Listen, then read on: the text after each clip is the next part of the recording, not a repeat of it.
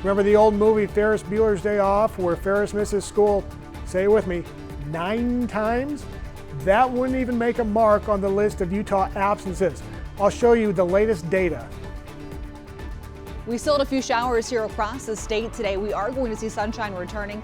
How long a break between storms will last and how high our temperatures will climb. Plus, leaders in Salt Lake County say we are facing a sexual assault crisis and the scope of the problem is overwhelming. How Utah's numbers compare to other states.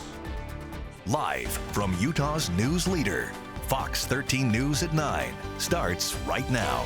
Good evening, everyone. I'm Bob Evans. Kelly has the night off. In some Utah schools, the number of chronically absent students has quadrupled since the pandemic. Fox 13 News investigative reporter Nate Carlisle has the numbers and asked why classrooms have so many empty desks.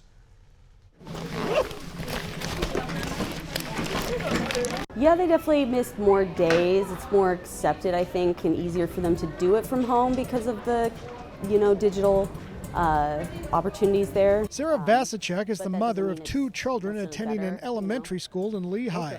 She says families are valuing education less. I always thought they would go to college. Recently, she said that she didn't want to go to college. Significant chronic absenteeism across the board. Ben Horsley is the spokesman for the Granite School District, which educates students across Salt Lake County.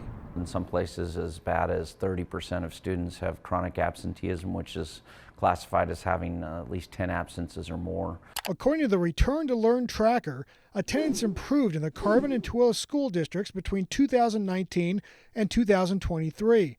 All other school districts had an increase in chronic absenteeism, from the San Juan County District, where it increased 11 percentage points, up to the Box Elder District, where 1/3 of students were chronically absent in 2023, double the rate before the pandemic. 1/3 of students were also absent last year in the Granite District. And let's be clear, teachers are accountable for the testing and the outcomes of those students, regardless of whether they're in the classroom or not. Some families are more diligent about keeping sick kids at home, Horsley said. Other times, parents just take children with them on vacations or for other reasons, assuming the students can make it up later.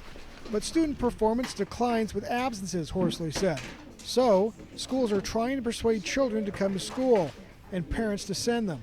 We see some schools using interventions to incentivize, like pizza parties or things like that, competitions between classes. Because probably just homework. Kyrie Jensen Page is an 8th grader at a school in Smithfield. I just like school in general. Her sister, Isla Platt, is a 7th grader. Kyrie says many of her classmates are gone on any given day. It's mostly because they don't want to go to school or they're sick. Like this one girl, she doesn't go to school at all. And she's supposed to. Her mom lets her stay home all the time. Isla says she and her friends encourage each other to go to school. We text them hey, are you okay? Where are you? And then they're like, oh, I'm sick, or I didn't feel well. Utah law does have a process for prosecuting a student for truancy, but that process doesn't begin unless the student is at least 12 years old, has already missed 5 days, and if other intervention efforts have failed. In the newsroom, Nate Carlisle, Fox 13 News, Utah. Now, if you are wondering how many students in your child's school district are chronically absent, you can find the data on our website, fox13now.com.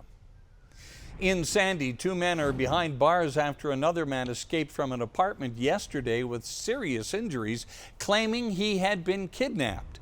19-year-old Malachi Bobo and 24-year-old Justin McCrory are accused of kidnapping and tying up a man in his 20s near 900 East, 90th South. Court documents detail the suspect's violent assault on the victim. The suspects allegedly punched and kicked him, used a baseball bat, cigarettes, and a lighter in their attack on him. At last check, the victim remains hospitalized. Police are investigating a motive behind this incident and any connection between the victim and the suspects. Today marked the start of Sexual Assault Awareness Month.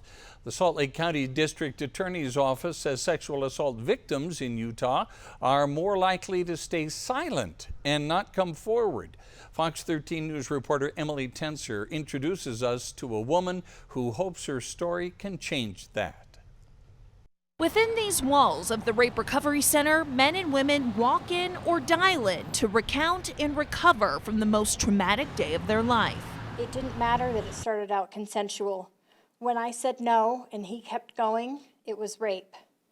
Even when he was kind for a little bit after, it was still rape. Survivor Erin Van Berkel realized she couldn't heal if she never came forward. It's such a burden to bear, and it's easier to have a few different trained people to help carry the burden with you. Salt Lake County District Attorney Sim Gill says there are about 3,200 reported sexual assault cases statewide in the last year. Statistically, Utahns are less likely to report than the average American. Nationally, around 67.5%, almost 7 out of 10 rapes are not reported.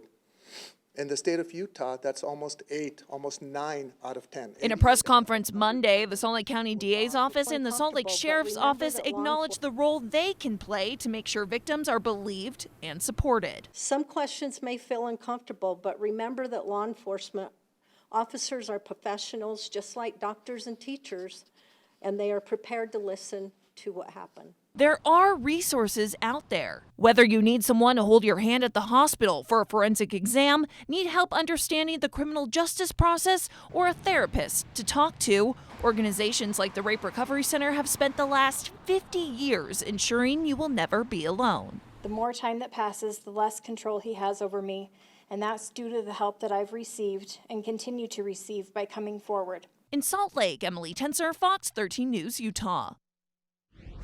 Jury selection began in Boise today for the trial of Chad Daybell. He's charged with 3 counts of first-degree murder in connection with the deaths of his wife Lori's children, J.J. Vallow and Tylee Ryan, and his first wife, Tammy.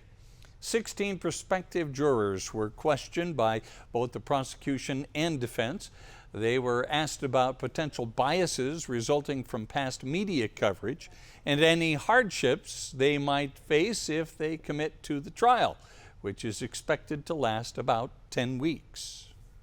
If there are some people here who say Mr. Daybell is absolutely innocent, that's your position. If people feel that Mr. Daybell is absolutely guilty, that's your position. If you really haven't made up your mind, that's your position. You must only consider the evidence against the defendant in this case and should not speculate as to any other case or legal proceedings involving the alleged co-conspirators. The court wants to find 12 jurors and 6 alternates. If Daybell is convicted, he could face the death penalty. Switching gears to weather now, and while it's nice right now up in northern Utah and elsewhere, we did see a little bit of valley rain and mountain snow today. Allison? That wasn't the only thing that was visible today. Tonight, just a few minutes ago, a SpaceX Falcon 9 rocket was visible in southern Utah from St. George.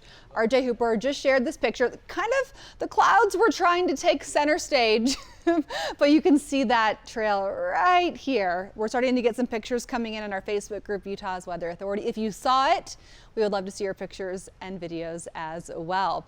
Now, the clouds, as I mentioned, were trying to block that view. Those are going to be thinning out tonight. We had, oh my goodness, a gorgeous sunset here along the Wasatch Front this evening, just the way that the clouds were playing with the colors in the sky. It was a beautiful evening tonight.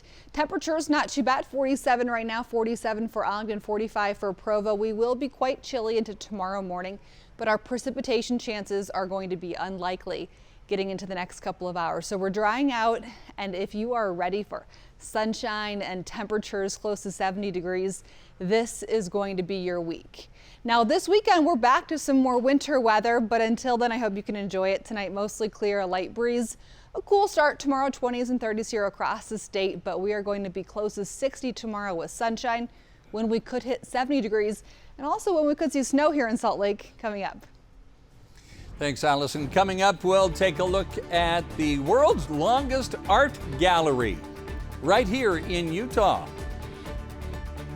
The Jazz are out of the playoffs with 7 games to play. So what do these final games mean to the Jazz? Will Hardy will tell us coming up.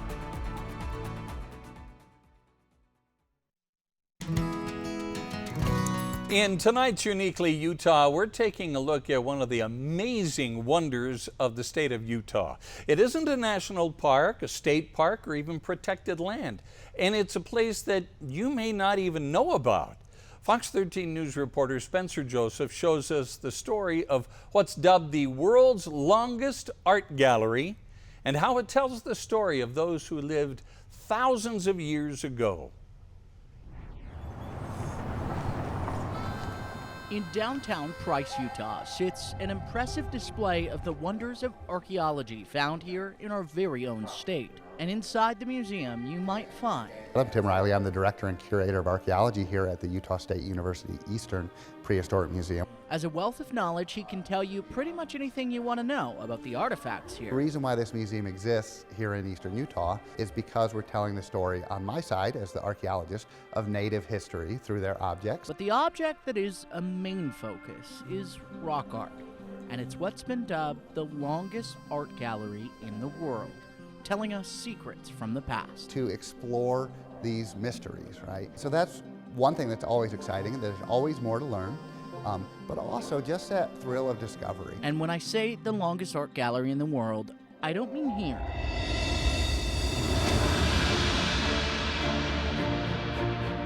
I mean here.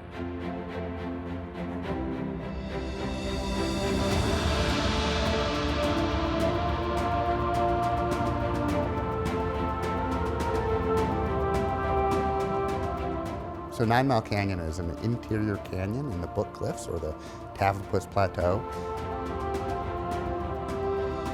And the reason why it's so important, not just to Utahns, but for people from around the world come to visit this canyon, is because it's sometimes considered the world's longest art gallery. And what we mean by that is that it has an incredible density and amount of rock art images that indigenous peoples from Utah have left behind. Getting out of one museum and into another. And there's multiple different time periods and even what we would call an archaeological culture represented. And this one is sort of the iconic panel. There's another one on the other side, but this is the one that's called the Great Hunt. Tim took us to some of the sites along the 40-mile stretch. But overall, it's a pretty powerful panel. It's one of the icons of the canyon. Of 9 Mile Canyon. Based on people who've studied it for decades at this point, has probably close to 1,000 panels, at least 500 of which have been documented. So who did all this? Well, some of the later work is from the Ute tribe. Most of the rock art in there is by a group of people we call the Fremont. Now this is named after the river, which is named after the geographer John Fremont, but we don't really know what these people would have called themselves. When we say that term as archaeologists, what we mean is that these are people who were corn farmers, who lived in pit structures, and had certain other characteristics. And they were farmers here from roughly about 400 AD to about 1300, 1350 AD. From the start of the canyon, you'll travel along a paved road with the occasional cattle drive, with an elk sighting, far out of cell phone range. And sometimes you hear people say, why would they have made art out here in the middle of nowhere? Well, it's not the middle of nowhere for them, right? There are communities up and down that canyon. As evidenced by the structures that sit high above the canyon floor. There are probably 100 or more granaries we know of up and down this canyon. These structures once held food and items from people that came before us by hundreds of years. And evidence of those before is also in a place called Rasmussen Cave.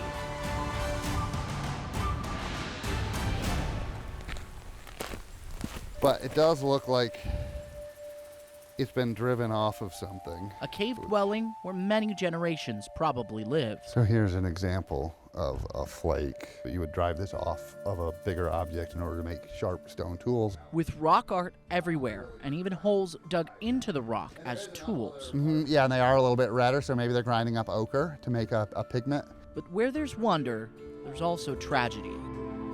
And that guy was just sick of people messing around with it. On this native pictograph, a nearby property owner spray painting, "Private property, no trespassing." And this isn't the only spot vandalism has occurred. There's vandalism cases on rock art basically every year in Utah. Almost every year in 9 Mile, there's some impacts. Bullet holes and scratching into the rock face are common. Some of it is people wanting to leave their own mark nearby or on rock art.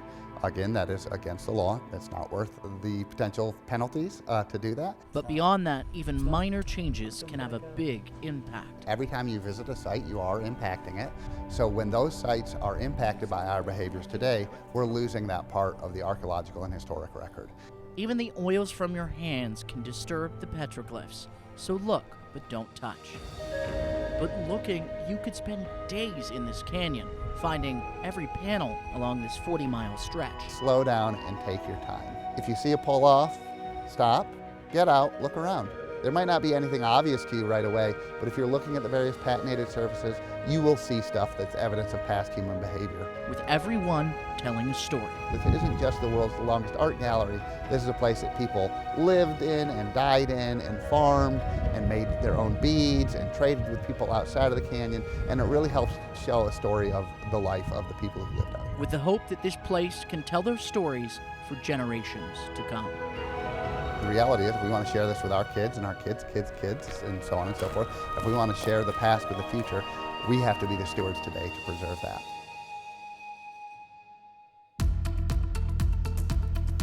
Wow.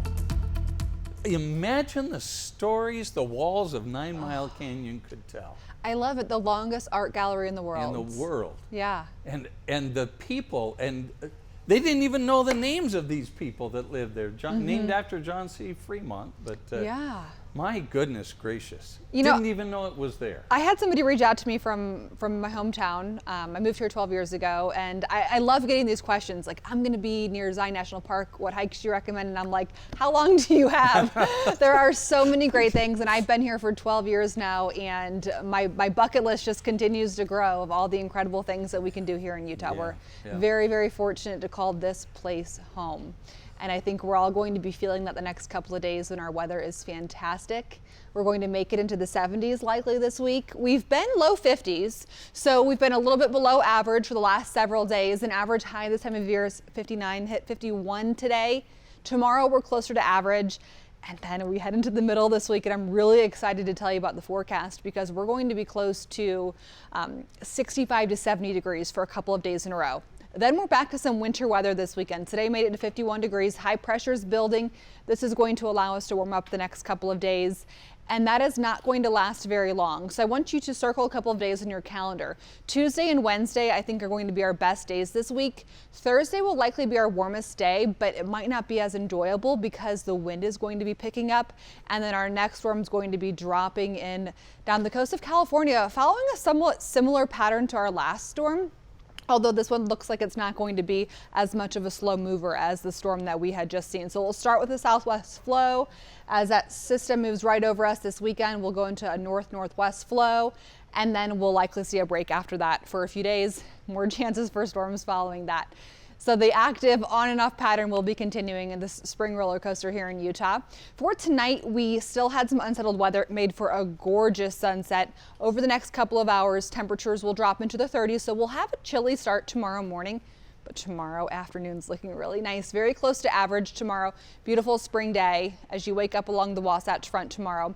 We're going to see our temperatures mid-30s, but by 10 o'clock in the morning, we are back in business, mid-40s, temperatures on the rise. But we'll have a cool start tomorrow, 20s and 30s here across the state. Cedar City tomorrow morning, 28, 29 for Milford and Delta, low 20s for Ely, 21 for Park City, 30 for the Cache Valley, 31 in Eagle Mountain tomorrow morning.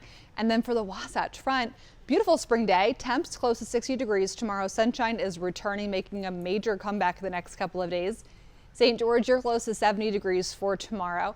And then it'll be a little breezy at times into tomorrow, particularly across eastern Utah and southern Utah, but it should mostly be a light breeze, 10 to 15, maybe even 20 miles per hour. Temps tomorrow across the state. Tuesday, 4 o'clock, we're looking at mid to upper 50s for much of the Wasatch Front. Provo, Eagle Mountain, Tooele, Wendover, Ogden, Salt Lake, Logan, mid to upper 50s, 40s for Evanston, Park City, upper 50s for the Uinta Basin, and then for St. George, your temperatures upper 70s by Wednesday. Thursday's windy, chance for some isolated showers to start the weekend. and depending on how far south that system goes. For northern Utah, we're going to be close to 70 degrees Wednesday, Thursday. Then 40s return for this weekend with chances for snow. More on that coming up. We'll be right back.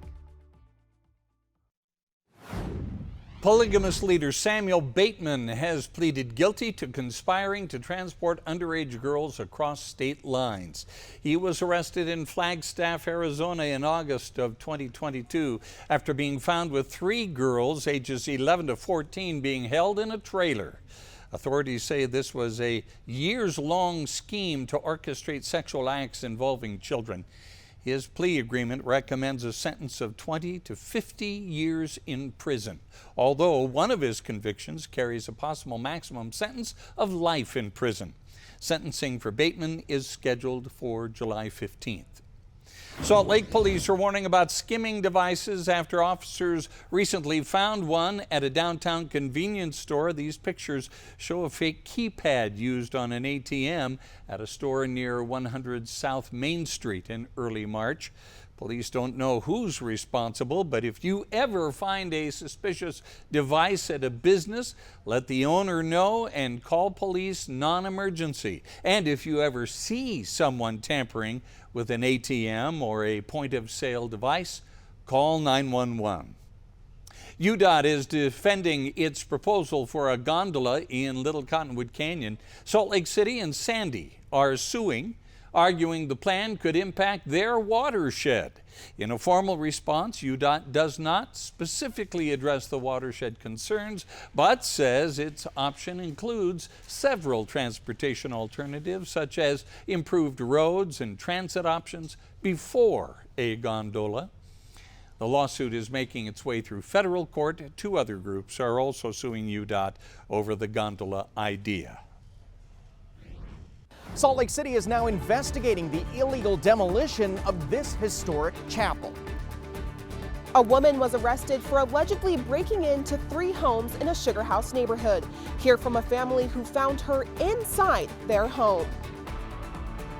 The Utah State football team in action today as they get ready for their final 3 weeks of spring football. We'll hear from the Aggies coming up in sports.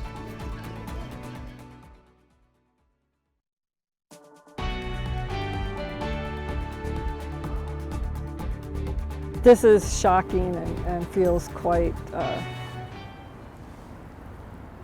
harmful to the community, and I'm just devastated. Salt Lake City officials are investigating the unauthorized demolition of a historic church. The work took place without notice yesterday. Fox 13 News political reporter Ben Winslow has more. The perception isn't good. Construction equipment is still here outside the old 5th Ward Chapel, a designated historic site. Salt Lake City had people out investigating on Monday. What happened? In this case, there were no permits for demolition. There's been no development plan submitted to the city. And so it appears as though the property owner has not started the official process of getting approval to even demolish the building or make changes to the site. Salt Lake City's planner says the demolition violated several laws, including work without a permit, failure to obtain approval to alter a historic site, and failure to get an air quality permit for demolition. The property owner faces potential fines. The only way they can remedy this is to essentially restore the damage that they've done. The registered manager for the property has not returned messages from Fox 13 News seeking comment, but did post on X, "We are actively working to figure out what happened." It has a long, rich history within this community, and to have it just be blatantly and cruelly destroyed this way, I think is a shame.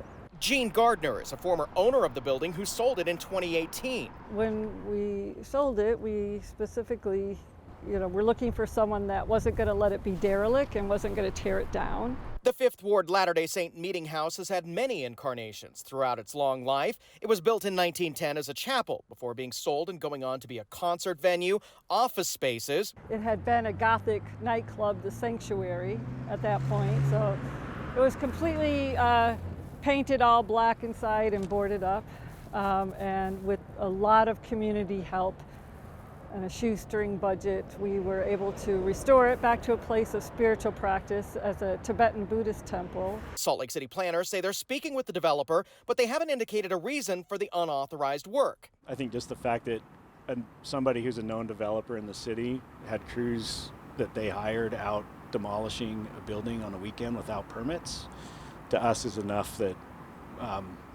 it certainly destroys whatever trust the city has in issuing permits to that individual and following through. All things are impermanent, but it still doesn't mean that you don't feel when those things are destroyed and taken away. Coincidentally, the Salt Lake City Council is in the midst of reconsidering its ordinances that are in place on unauthorized demolition of historic sites.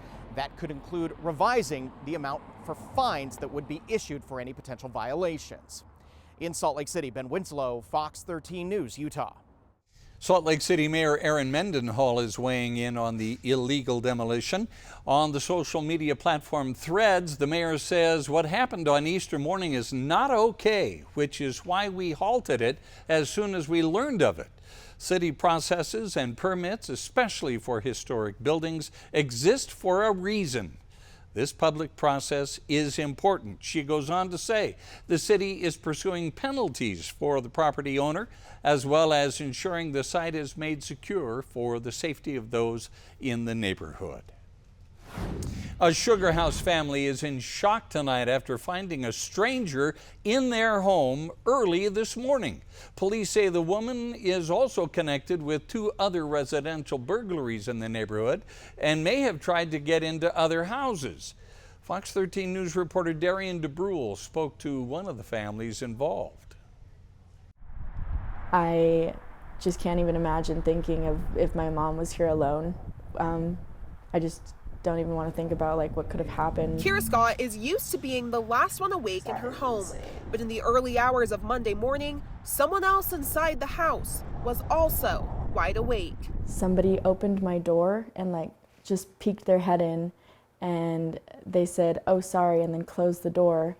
And I was confused. I thought it was my mom because it was dark. Kira, confident she wasn't dreaming or hallucinating, went to her mom Danielle's room to make sure it was her who peered inside.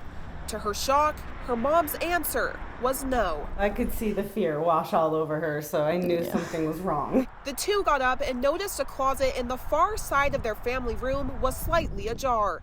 Inside was a woman they did not know, wearing Danielle's pajamas. So it looked like she was making a bed for the night, so it looked like she was just looking for somewhere warm to be. My mom was holding the door shut with the lady in it, and I bolted upstairs to grab a kitchen knife, and then I called 911. We kind of basically chased her out of our house.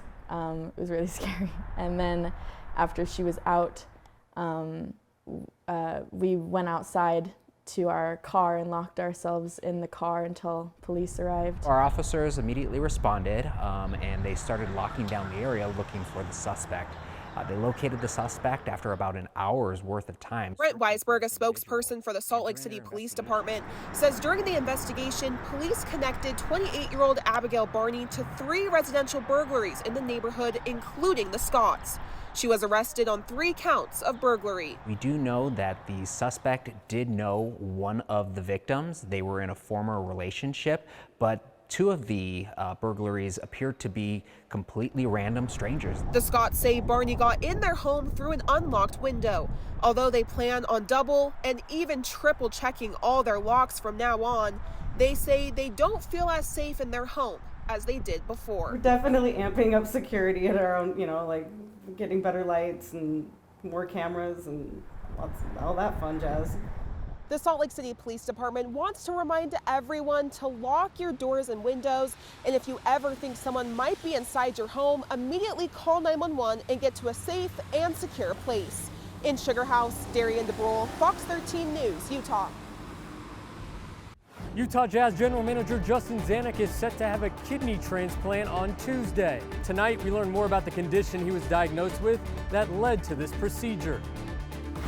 And today we were below average. Tomorrow our temperatures rise, and if you're ready for 70 degrees, there's a chance we hit it this week. More on that, plus our next chance for snow here in Salt Lake. We'll be right back.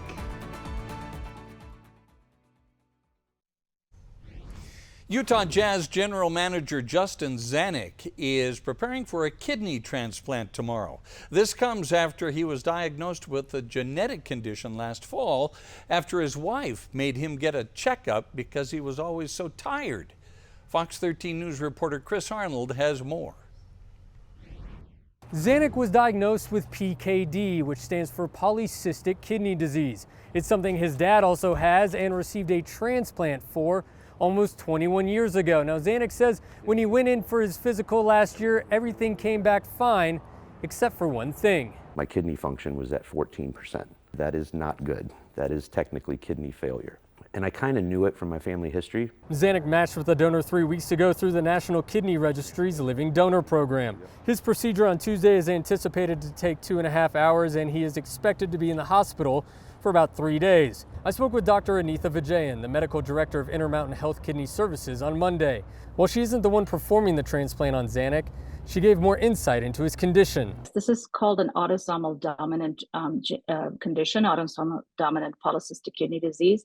And so it is passed directly from parents to their children and subsequently to their children as well. So it typically doesn't skip a generation. Zanuck has 3 children ranging in age from 12 to 16 years old. Well, the Jazz did put out a statement on Monday saying they send their love to Zanuck, his wife, and their family as he prepares for this kidney transplant, adding that he's an instrumental part of the organization and they look forward to his return in the coming weeks. In downtown Salt Lake, Chris Arnold, Fox 13 News, Utah. With another great winter comes concern about flooding this spring. Utah's Weather Authority takes a closer look coming up. The Aggies are halfway through spring football. We'll check in with the team coming up in sports and the Running Utes in Indianapolis for the Final Four. We'll hear from the Utes on their postseason run.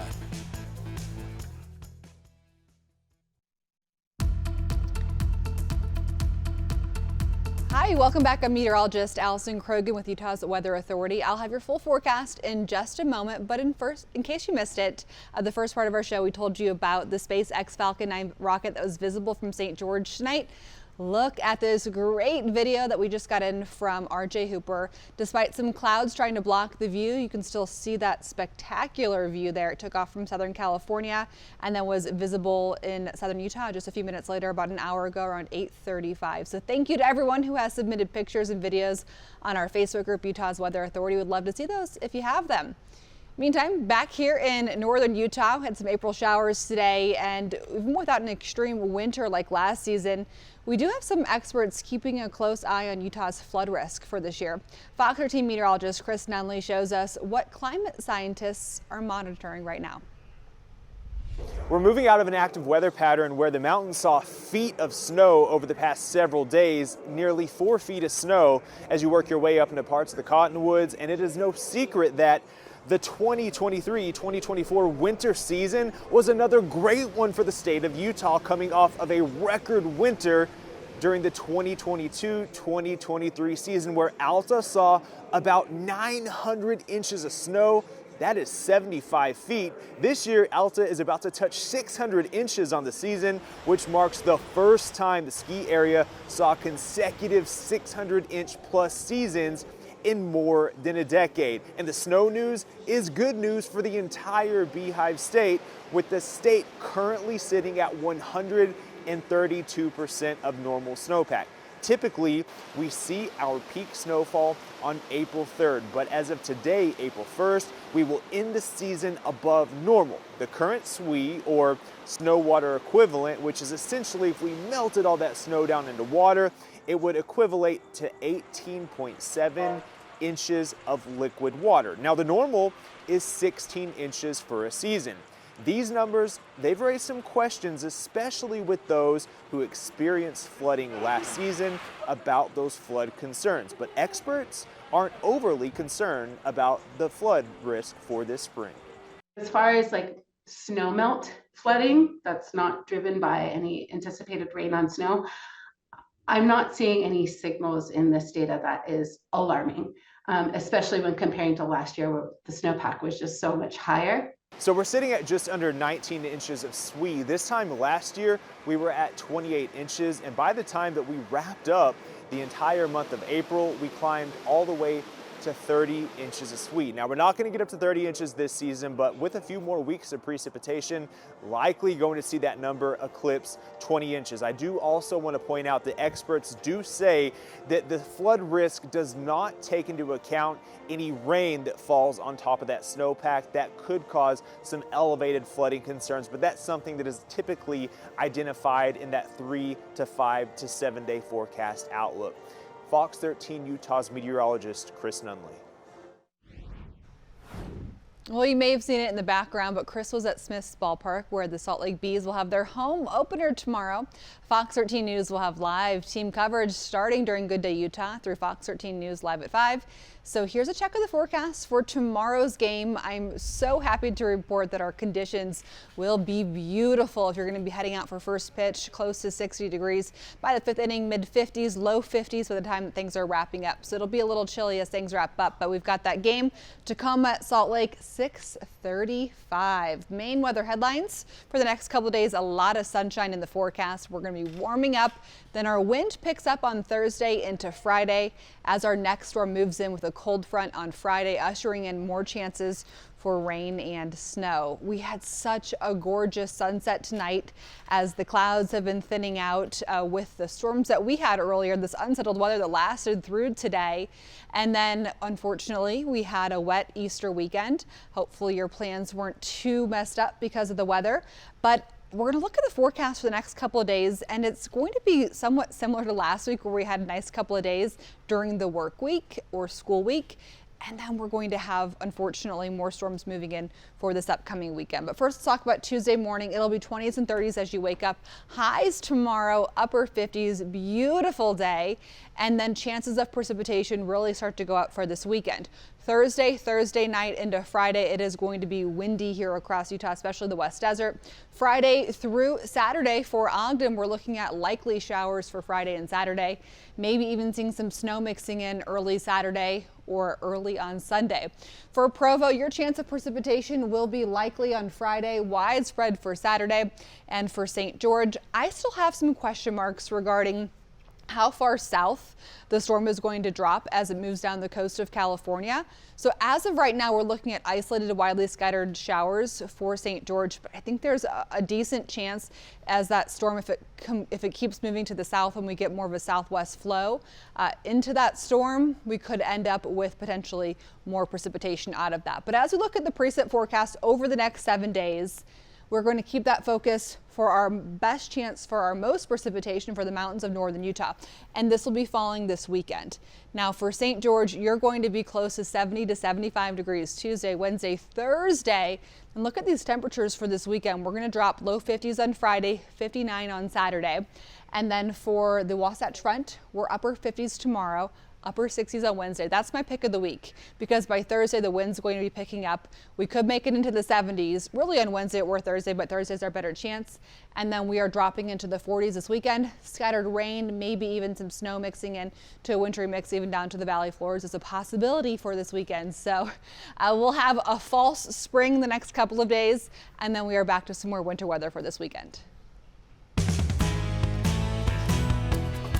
The Runnin' Utes are in the NIT Final Four tomorrow against Indiana State at Hinckley Fieldhouse in Indianapolis. It's been a great run by this team that's still playing for a championship. To be able to just, continue our season and play these games and more time with, these amazing friends and brothers of mine, it's been great. It's been a good experience. We love playing basketball, and just being able to have more games and more opportunities to play has been amazing. Every year, you will only have that team and those coaches together. There's going to always be some changes. So just to be able to extend this season to where we are now and be able to have more games together, I think it's been a wonderful experience. The Jazz have already been eliminated from the playoffs. They've lost 20 of their last 23 games. So you might think the final 7 games of the season don't matter, but that's not how they see it. We have a view, a goal out there in the distance to win a championship in Utah, and these 7 games are important. We don't want to let any game go by where we're not attacking it both mentally and physically with that goal in mind. Like, it's on all of us to use those 7 games and recognize what the bigger goal is. It's easy to give in to like, oh, we've been eliminated from the playoffs, and so these 7 games don't matter. They very much do matter. They matter to the young players, they matter to our staff, and that's how we're going to attack it. It's week 3 of spring football at Utah State. Fox 13's Andrea Urban has more from Logan. Utah State threw 7 of their 15 spring practices, and they're looking pretty good. 16 starters returning, 9 on offense and 7 on defense. On the defensive side of the ball, there's an entirely brand new staff and players. While on offense, the quarterback room is looking more competitive than ever, which head coach Blake Anderson tells me is the goal. It's been a lot of fun to see those guys compete. Coop really missed probably more time than people really understood. That injury was pretty significant. So what he's been able to do, the amount of volume that we've been able to get out of him is pretty unique. Spence coming in from Iowa, Bryson McKay is getting better every day. It's a really competitive room. That was the goal. Make it so competitive that everybody's got to be accountable and be their very best. I think we can be really good. We had a lot of our guys stay here when they had opportunities to go to other schools, other bigger schools, and do great things there, but they chose to stay here and make this place great. We're going to push through anything, so I think that's kind of acquired over to, spring ball so far. I mean, we don't give up. We're going to run to the ball, we're going to do whatever, we're going to try to outwork you, all the time. I think that's the biggest thing I learned about last year is just we don't quit at all. With the Aggies, Andrea Urban, Fox 13 Sports. In the rematch of last year's championship game, Caitlin Clark and Iowa got the best of LSU this time around. Clark with 41 points, 12 assists, leading the Hawkeyes to the Final Four. We'll be right back. Now, I'm not certain, but I predict that maybe half of the high school athletes are going to stop whatever sport they're playing because the Utah High School Activities Association has approved esports as an official activity. Starting with the 2025-26 school year, esports will be an officially sanctioned activity. That means you can score points for playing Fortnite instead of scoring points on the gridiron. All right. There you go. The more you know. Quick Cast is next.